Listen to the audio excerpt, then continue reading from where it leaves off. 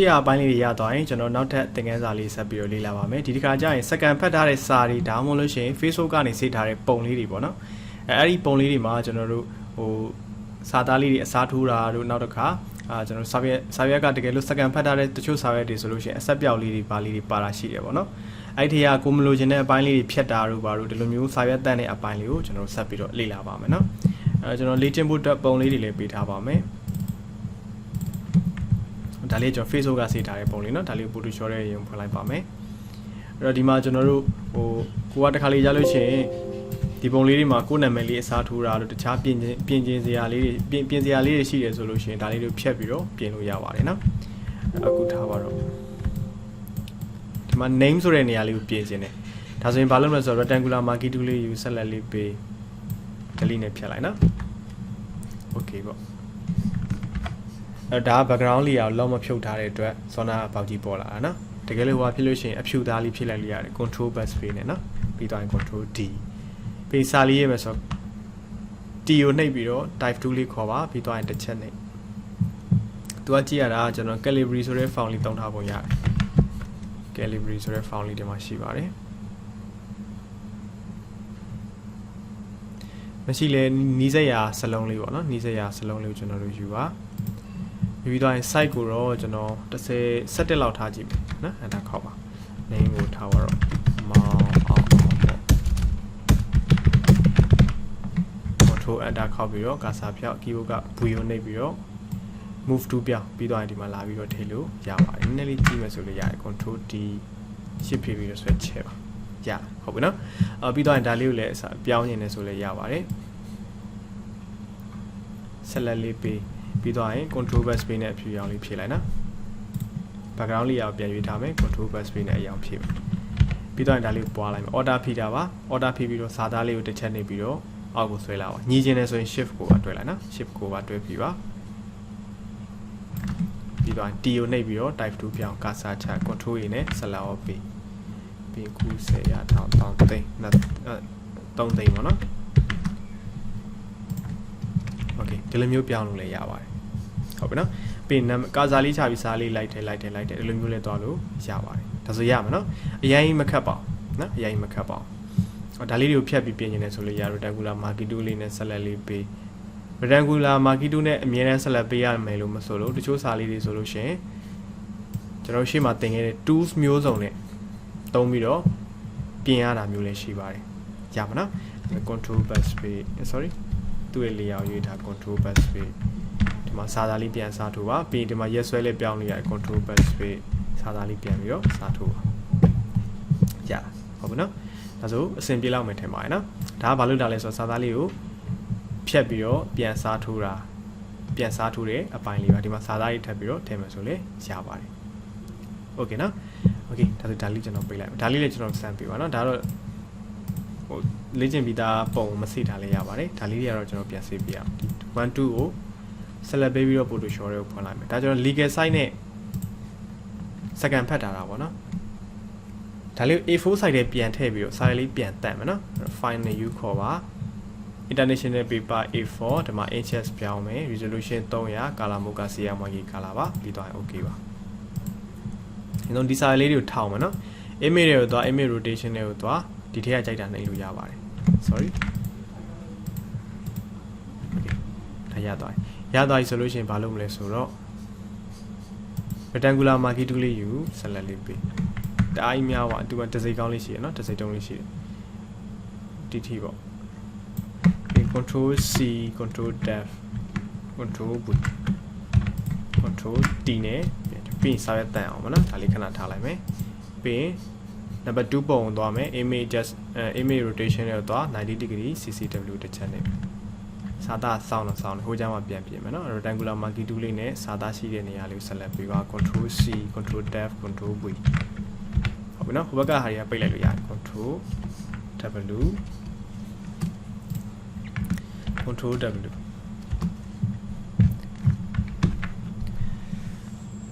အဲ့တော့ပထမဆုံးပုံကိုကျွန်တော်တို့ control D ပြီးတော့ shift ပြီးတော့ switch ချဲပါ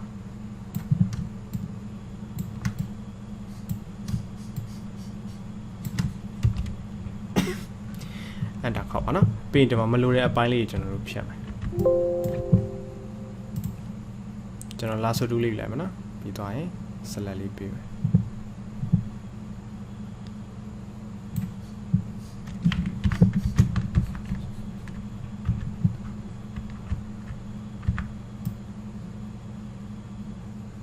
ဒါလည်းဖြတ်လိုက်လို့ရတယ်ဗျ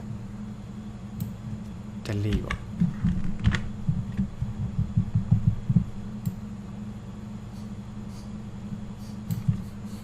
delete နော် delete ပါโอเคပြီးသွားဒီပိုင်းလေးလည်းကျွန်တော် delete လုပ်လိုက်တချို့ပြင်လို့မရတဲ့ပိုင်းကတော့ထားလိုက်ပါနော်တွေ့စိတ်ကောင်းရှိ setup layer ရှိရနော်ဒါလေး close stamp 2နဲ့လိုက်ပြီးတော့ဖြတ်မယ်ဆိုလေရပါတယ်နော်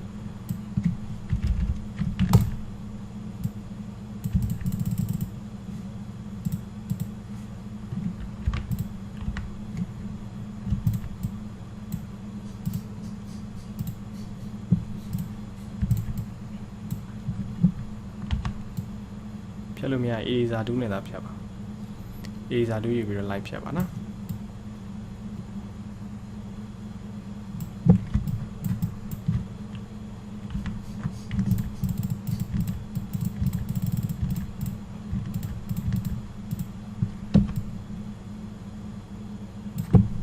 ထားပါတော့နော်ဒီလောက်ပဲရမယ်ဒါမှမဟုတ်ကျွန်တော်တို့တစ်စိတ်တုံးအဝိုင်းလေးကိုပြန်ဆွဲနိုင်တယ်ဆိုလို့ရှင်လေအသစ်ပြန်ဆွဲပြီးတော့ထည့်ပေးမယ်ဆိုလည်းရပါတယ်အခုလောဆယ်ကျွန်တော်တစ်စိတ်ဝိုင်းဆွဲတာတွေကမပြောရသေးဘူးလေမပြောရသေးဆိုတော့ဒီဟာလေးကိုကျွန်တော်အခုလောဆယ်ဖြတ်လိုက်နော်ဖြတ်လိုက်ပုံမှန်ဆိုတော့အဲ့ဒါလေးပြန်ဆွဲပြီးထည့်ပေးနိုင်ပိုကောင်းတယ်နော်ဟိုဆွဲနေကြဝိုင်းတော့မြန်သွားပါလိမ့်မယ်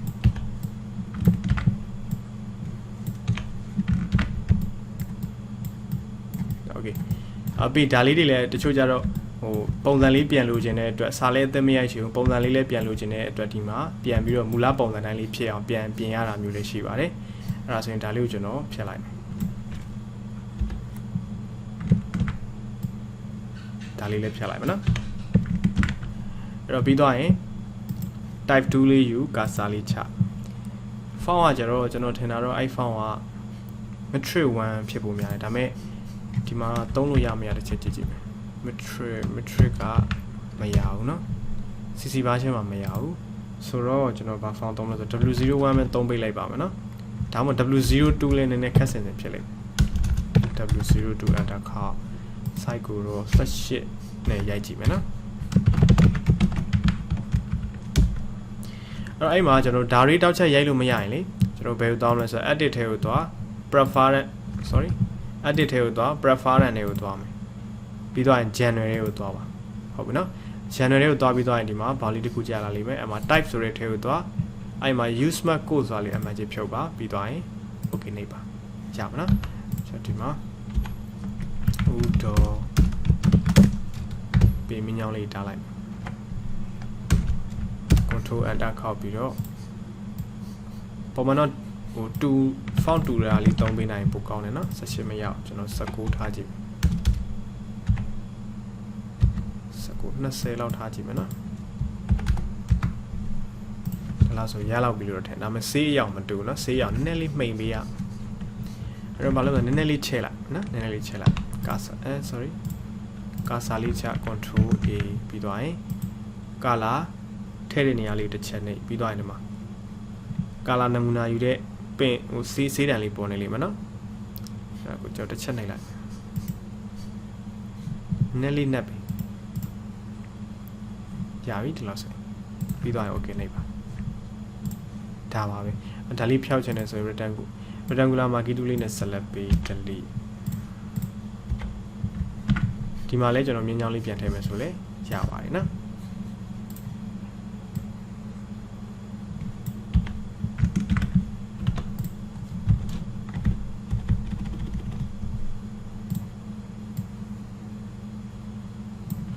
ဒီလိုမျိုးပေါ့တိတ်တော့မသိတာဘူးပေါ့နော်ဒီလိုမျိုးကျွန်တော်တို့ပြန်ပြီးတော့မူလပုံစံလေးရအောင်ပြန်လုပ်ပေးလို့ရပါတယ်စာသားဟိုပုံမှာအဆက်ပြောက်တွေရှိတယ်ဆိုလို့ရှင်လေရှေ့ကတုံးခဲ့တဲ့အဆက်ပြောက်ဖြောက်တဲ့နီလန်အနေနဲ့လိုက်ပြီးတော့ပြင်ပေးပါ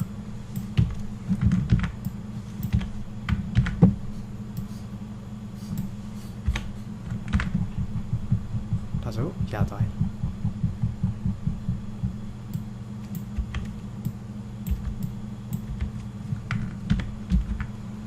โอเคဒါဆိုလို့ရှိရင်ကျွန်တော်တို့စာရွက်လေးတန့်ပြီးသွားပြီပြီးမူလပုံစံလေးရအောင်လဲကျွန်တော်တို့ပြင်ပြီးသွားပြီဟုတ်ပြီเนาะကျွန်တော်ဒီလိုမျိုးလေးပြင်ပေးပါပြီး JPG ပုံလေးပြောင်းထားပေးပါเนาะကျွန်တော်ပြီးပြန်ပို့ပေးပါโอเคဒါလေးတစ်မျက်နှာရသွားပြီနောက် job ပဲရှိသေးတယ်เนาะသူနဲ့ပတ်သက်တဲ့ဟာတွေကျွန်တော် group ဖွဲ့လိုက်မယ်เนาะ control G နှလုံးလေးဖြောင်းဒါလေးရှိပြီနည်းလေးပြန်တဲ့ပါเนาะပြီး enter ခေါက်မယ်မလိုတဲ့အပိုင်းတွေကိုစွန့်လာလို့ဖြတ်မယ်ဒါတွေပါဖြတ်ပလိုက်မယ်စာလေးပြန်စာထိုးပေးလိုက်မယ်เนาะrectangular marquee tool လေးယူ select ပေးနော်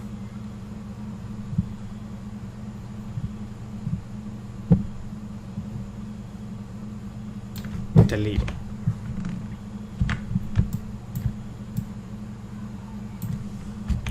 နော်နံပါတ်2အစားထိုးရမယ် delete ဒါလည်း delete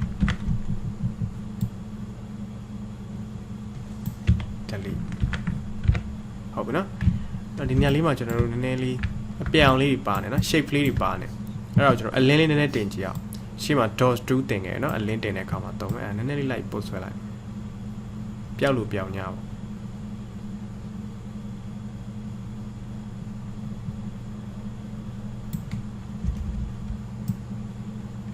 ဟုတ်ပြီလောက်ပဲထားလိုက်တော့မယ်နော်ကျွန်တော်ဘေးဘက်မှာလည်းမလိုတာရှိသေးတယ်ဆိုတော့ rectangular marquee tool လေးနဲ့ select ပေး delete ပါပြီး control D နဲ့ selection ဖြောက်ပါနော်ကျွန်တော်ဆောင်းလာဒီမှာ mate to ကိုထည့်အောင်မယ်အဲ့တော့ T ကိုနှိပ်ပြီးတော့ type tool လေးပြောင်းတစ်ချက်နှိပ် mate to ကို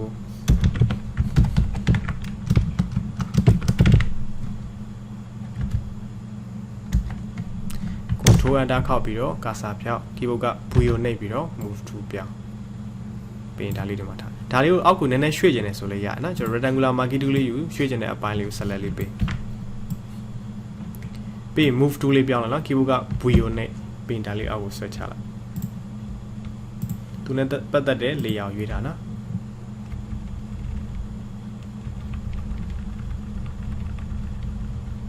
အောက် arrow key လေးကိုနှိပ်ပေးလိုက်ရပါပြီ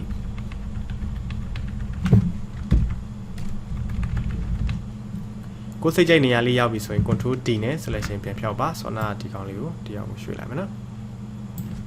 ပင်အပေါ်မှာနှစ်စွာလေးထည့်အောင်အဲ့တော့ဒါလေးကိုပဲပွားလိုက်တော့မယ် order ဖိပြီးထားပြီးတော့ပွားလိုက်ပါပင် T ကိုနှိပ်ပြီးတော့ type 2လေးပြောင်း cursor ချ control A ပြီးနံပါတ်2ပေါ့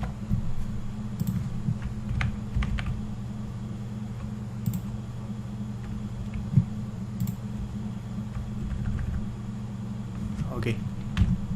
ဒီကြားထဲမှာမလူတာလေးတွေရှိတယ်ဆိုရင်ဖြတ်လိုက်လို့ရတယ် clone stamp 2နဲ့ဖြတ်လိုက်ရတယ်ဆောနာလို့ selection ပေးပြီးတော့ဖြတ်မယ်ဆိုလည်းရပါတယ်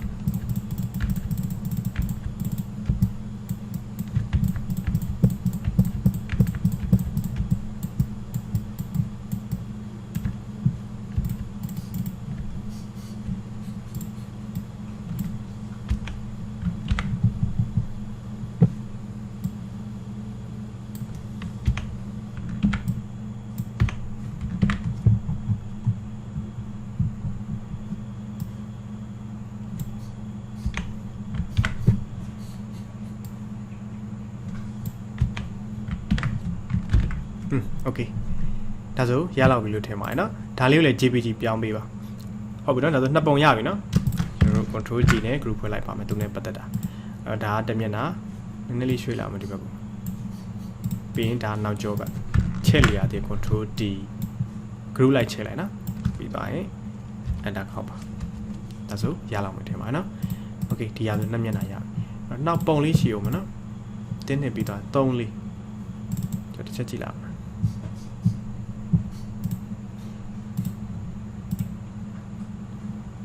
โอเค3လေးလဲကျွန်တော်ဘာလုပ်ပေးရမလဲဆိုတော့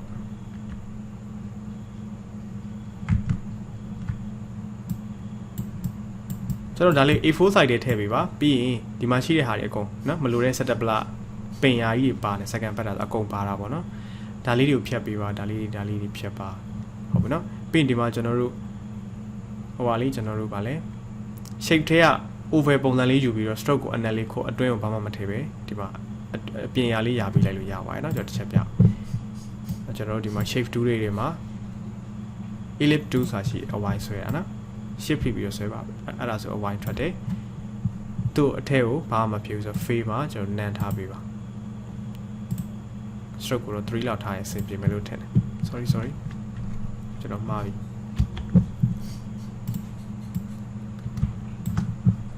fade မှာနန်း stroke မှာ black ထားမယ်ဟုတ်ပြီနော်ဒါလေးပဲသေးချိန်ဒီမှာ point သေးလိုက်လို့ရတယ်နော်ဒါလေးကိုစောနာနေရာလေးမှာတွားပြီးတော့အရာပေးလိုက်ရင်ရပြီအကြီးသေးကတော့ control D နဲ့ချုံချယ်လေးလုပ်ပြီးတော့အဲ့ဒီစိမ့်နေရာလေးမှာကျွန်တော် shape လေးပြန်ဖော်ပြီးသူကပြက်နေတာနော်ပြက်နေတာဆိုအဲ့လေးတော့ထည့်ပေးပါကျွန်တော်ရတဲ့တူတိုင်းလေးပဲထားပေးပါနော်ဒီစိမ့်တုံးဝိုင်းဆွဲတာလေးကျွန်တော်မလုပ်ရသေးဘူးပြီးဒီက2002ခုနှစ်ပဲထားပေးပါတစ်ကဲဒီကြားရဲ့ခုကဲနှစ်ကဲရတယ်အကုန်လုံးဖြတ်ပြီးတော့20ပြီးရင်ကြားထဲမှာချပြီးတော့ခုနှစ်ဆိုပြီးစာလေးရေးပါဟုတ်ပြီနော်ပြီးဒီဇန်နဝါရီကိုဖြတ်ပြီးတော့အဆက်လေးပြန်စားထိုးပေးပါပြီးရင်လာနောက်ကဒီဟာတွေအကုန်ဖြတ်ရင်လည်းဖြတ်လိုက်ပေါ့ဖြတ်ပြီးတော့ကြားထဲမှာကွင်းစာကွင်းမေးလေးပြန်ထားပေးပါဟုတ်ပြီနော်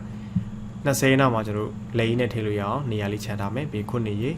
မြင်းလေးပြန်စားထိုးမယ်လာမယ်ကွင်းစာကွင်းမေးလေးလာအဲ့ဒီမှာရက်သူ့အစားထိုးဖို့နေရာလေးခြံပေးပါနော်အဲ့လေးရှိမယ်ပြီးသွားရင်ဒါလေးတွေဖြတ်ပါဒါလေးဖြတ်ပြီးတော့အဆက်လေးပြန်စားထိုးဒါလေးဖြတ်အဆက်လေးပြန်စားထိုးဒါလေးကိုလည်းဖြတ်အဆက်လေးအစားပြန်ထိုးဟုတ်ပြီနော်ဒီလိုမျိုးကျွန်တော်မူလပုံစံလေးရအောင်လေကျွန်တော်ပြန်ပြီးတော့တန့်ပေးပါနော်အဆက်လေးအစားထိုးပြီးရင်ကိုစားထိုးလိုက်တဲ့ဒီစာသားတွေကလည်းမူရင်းပုံမှာရှိတဲ့အယောင်လေးနဲ့နော်အယောင်လေးနဲ့တွားပြီးတူအောင်အယောင်ကြီးတာထင်းနေလို့အဆင်မပြေပါဘူးပြင်ထားမှန်းသိတာပါဆိုလို့ပါနော်မိဒါလေးကိုလည်းဖြတ်အဆက်လေးစားထိုးဒါဒီမှာလည်းအဆက်လေးစားထိုးပုံစံလေးကျွန်တော်ရအောင်ပြန်ပြီးတော့ပြင်ပေးပါအောက်ကဒီဟာတွေကတော့မပြင်လဲရပါရဲ့နော်โอเคဒါလေးရှိမယ် A4 size လေးမှာဆွမ်းနာလို့ပဲပုံစံလေးရအောင်ပြန်ပြင်ပေးရုံပဲနော်ဒါလေးရှိမယ်ပြီးနောက်တစ်ပုံဒီကောင်လေးဖြစ်မယ်ဒါလေးလည်းအဲ့လိုပဲဟုတ်ပြီနော်ဒါလေးလည်းအဲ့လိုပဲဒီမှာဘေးကမလိုတာတွေဖြတ်ပလိုက်ဖြတ်ပြီးသွားနှစ်ပြန်အစားတို့အပေါ်မှာခေါင်းစဉ်နှစ်ကိုဖြတ်လိုက်လေရတယ်ပြီးမှပြန်ရေးပေါ့နော်ပြီးရင်ဒီမှာမိတ်တူကိုဖြတ်လိုက်လို့ရတယ်ဘာလို့ဆိုဘေးမှာအယောင်လေးညှိနေလို့ပါနော်ဒါလေးကိုလည်းဖြတ်ပြီးစာသားလေးပြန်အစားထိုးပြီးဒါဆိုရှေ့တစ်မျက်နှာရှိမယ်နောက်တစ်မျက်နှာရှိမယ်ဟုတ်ပြီနော်ဒါဆိုရင်ဒါလေးကိုကျွန်တော်တို့စာရွက်လေးတက်ပြီးသွားဒါလေးကိုလည်း JPG လေးပြောင်းပြီးပါပြင်ထားတဲ့စာရွက်လေး2ရွက်ကို JPG လေးပြောင်းပြီးပါစုစုပေါင်း4ရွက်ပေါ့စောနာ2ရွက်ကဲအခု2ရွက်ကဲတက်ပြီးတော့ JPG လေးပြောင်းပြီးပါစုစုပေါင်းပုံလေး4အောင်ရှိရပါနော်အဲ့ဒါလေးကိုတေချာလုပ်ပါကိုရှိမှတကယ်လို့ဒီလိုမျိုးပုံစံလေးလာခဲ့တယ်ဆိုလို့ရှိရင်ကိုကပြင်တက်မယ်ပြီးဒီစာလေးတွေနေရာရွှေ့မယ်ဆိုရင်စောနာလို့ rectangular marquee tool နဲ့ select ပြီး move to ပြောင်းပြီးအောက်ကို arrow key လေးနဲ့ရွှေ့ဒီလိုမျိုးရွှေ့လို့ရတယ်ဟုတ်ပြီနော် okay ဒါတော့ပြန်ပြီးနေရာချခြင်းတဲ့အခါမှာတုံးလို့ရတယ်ပေါ့နော်ပြီးရင်ပုံစံမူလပုံစံလေးရခြင်းဒါလေးတွေကိုဖြတ်အဆက်လေးတွေပြန်စားထိုးဒီလိုမျိုးတုံးပေးလို့ရပါတယ်နော်ဒါဆိုရင်ရလောက်မယ်ထင်ပါတယ်နော်အဲ့တော့ကျွန်တော် exercise အနေနဲ့ပြန်ဖို့ပေးရမှာပုံလေး၄ပုံရှိပါမယ်နော်စောနာကကျွန်တော်ပြင်ပြတဲ့စာရွက်2ရွက်ကဲအခုကျွန်တော်ပြောဒီပြင်ခိုင်းတဲ့2ရွက်ကဲစုစုပေါင်း4ရွက်ရှိရမှာနော်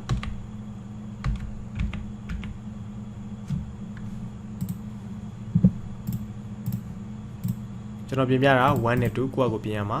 3နဲ့4ပါရမှာနော်မူလပုံစံလေးရအောင်ကျွန်တော်ပြန်ပြင်ပေးပါပြီးရင်အခုလိုမျိုး GPG ပုံလေး၄ပုံပြန်ပြောင်းပြီးတော့ကျွန်တော်ပြန်ပို့ပေးပါစမ်းကြည့်ပါမရတာရှင်းပြောပါနော်โอเคအဆင်ပြေပါစေခင်ဗျာ